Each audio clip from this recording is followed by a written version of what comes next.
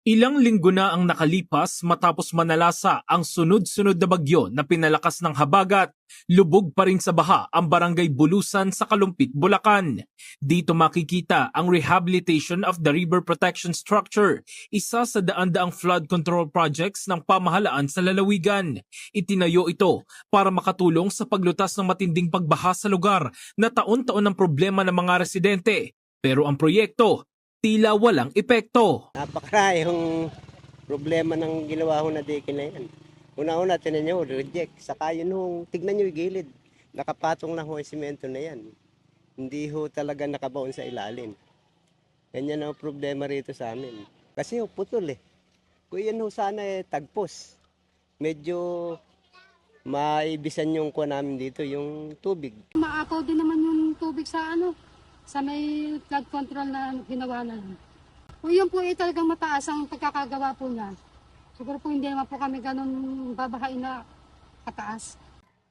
Ito yung flood control project dito sa may barangay Bulusan sa Kalumpit, Bulacan na ininspeksyon kahapon ni Pangulong Marcos. Nagkakahalaga ang proyektong ito ng 96.4 milyon pesos. May butas at hindi tapos ang dike taliwas sa iniulat sa gobyerno. Sa inspeksyon kahapon, napansin ng Pangulo na wala umanong dredging at desiltation na ginawa sa ilog.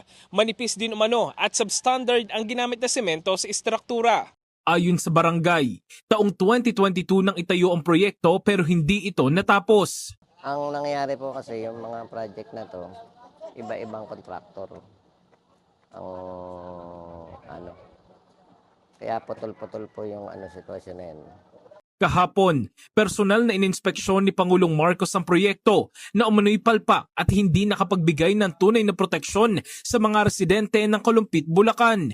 Diretsahan niyang pinangalanan ang St. Timothy Construction Corporation ang kontraktor ng proyekto. Giit ng Pangulo, dapat ipaliwanag ng kumpanya kung bakit hindi naging matagumpay ang proyekto kahit napakalaki ng ginastos dito. Matatandaan nitong Lunes, ibinunyag ng Pangulo na halos 20% ng kabuang 545 bilyong pisong pondo para sa flood control projects ay napunta lamang sa 15 kontraktor, kabilang ang St. Timothy Construction Corporation.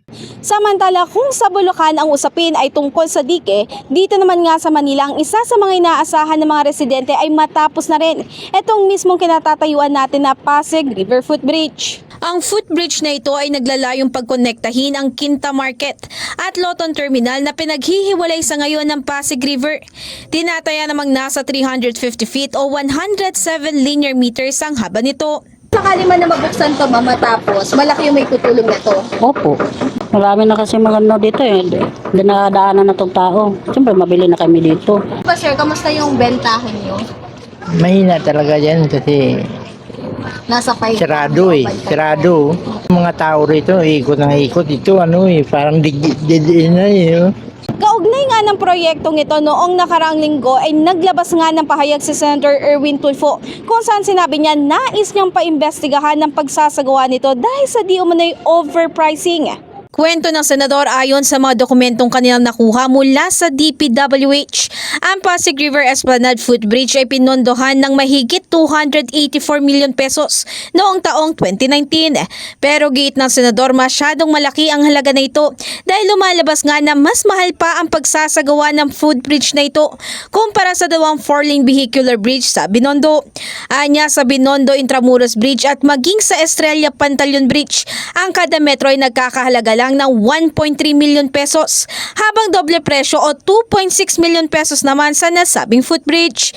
Pagbabahagi pa niya mula sa pondong laan na 284 million pesos ay nasa 283 million pesos na umano ang nagagastos dito.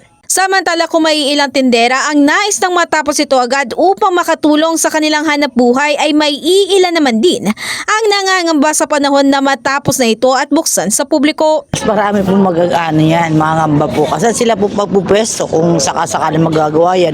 Hindi po kayo mabibigyan ng magandang pwesto. Ito nga lang po dito, tinatanggal na po kami. Siguro maapektuhan din yung pagtitinda namin dito dahil nga magiging daanan siya eh. Pero sana di kami matanggal ang mga nagtitinda rito sa daan. Siyempre dito lang kami kumukuha ng panghanap buhay namin eh. Pambaon ng mga anak ko, pangkain namin. Paano pag hindi na kami nakapagtinda, paano yung mga anak ko? Kung tutusin mapa flood control projects o di kaya naman ay infrastructure projects, ay talaga namang makakatulong ito sa bawat mamayang Pilipino, lalo na kung mapapatupad ng tama.